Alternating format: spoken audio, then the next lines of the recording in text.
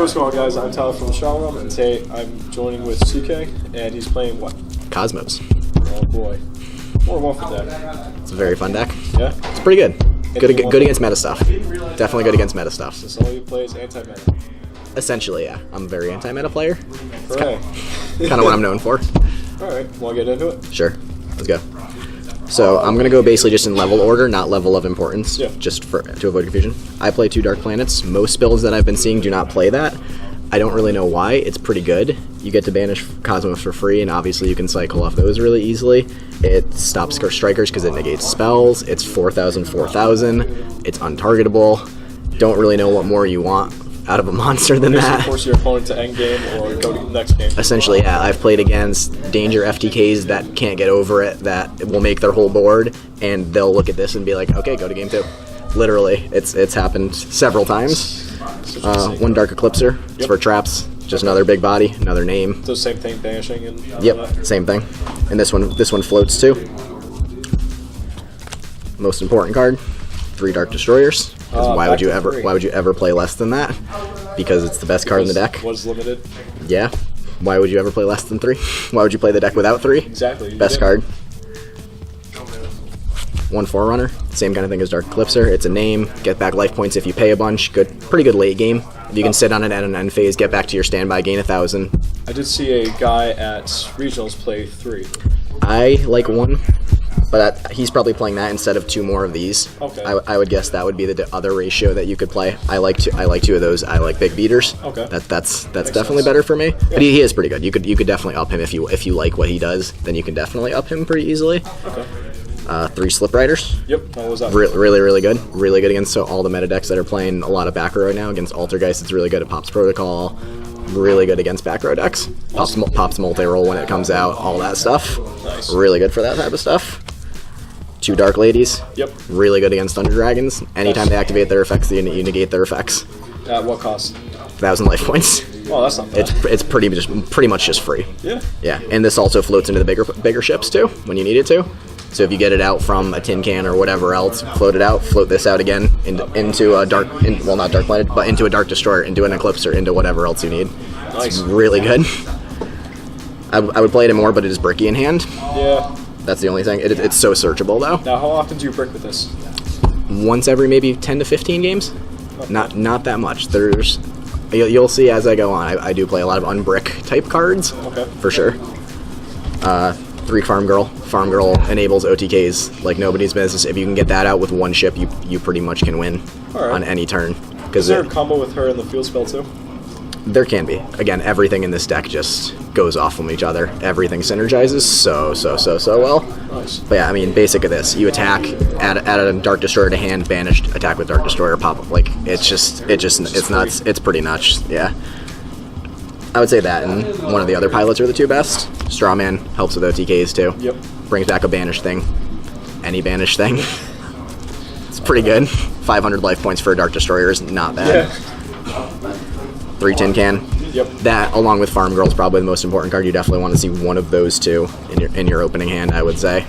End phase you search.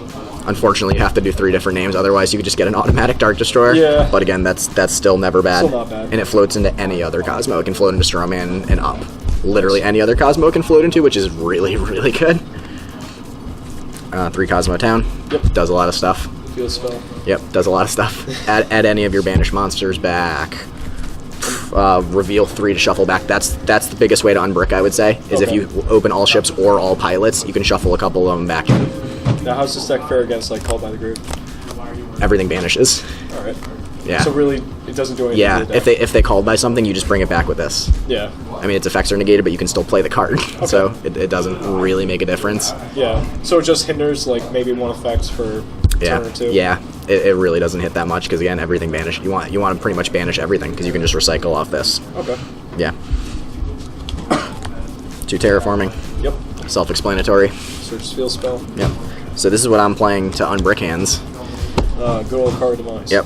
I see people pretty much either playing 3 of this or 3 of Alert. I think this is better because you can empty your hand pretty easily with this deck. You can just banish stuff and go up the chain, and you'll have an empty hand more often than not, I would say. Okay. Again, I'm not playing any hand traps because I'm playing this because I don't want to be stuck with a hand trap and this in hand because that just kind of sucks. Yeah. So that's why I'm playing 3 of that. 3 of that and no hand traps. You can play hand traps if you want, but then I would play a lure instead of that. 3 called by, and because I'm not playing hand traps and I don't want to get hand trapped. E-Telly. Yep. If it was at 3, it'd be the best card in the deck. But As otherwise, you can go into Farm Girl, Strawman, or basically whichever one you need, or Tin Can, whichever of those 3 you need. It's super situational reasoning because every single monster in the deck's a different level. So it's really good. Also, if at 3, probably be the best card in the deck. Yeah. 2 Mojos. This outs a lot of stuff because it can banish from deck, field, or graveyard.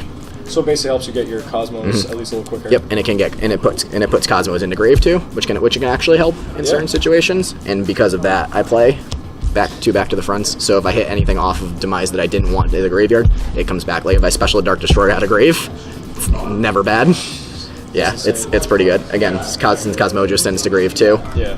Bring it back to the front. I have a third of one of these inside in case I'm like in a situation where I'm sending a lot of stuff to grave. Okay, might as well. And 3 tributes because it does stuff against everything. Yeah. There's no meta deck that doesn't do something against. Plus, some of the Cosmos actually have graveyard effects too. Yep. Every time they're destroyed by card effects, they vanish to float. Yeah. So it's almost like. And again, even if I don't want them to float, I have back to the fronts. Yeah. Still good. Yeah. Still good. Yeah. And then side stuff. And no extra deck, right? No extra deck. You can play Cherry's targets if you want. I did at the Providence Regional the other week or 2 ago. So if you want to, that would be the way to play extra deck, I think. Okay. I've seen like rank 5 mixed with Cyber Dragon stuff. I don't think that's as consistent or as good. Now, what would you recommend if you were going to actually play an extra deck? If you're going to play an extra deck for Cosmos? Yes.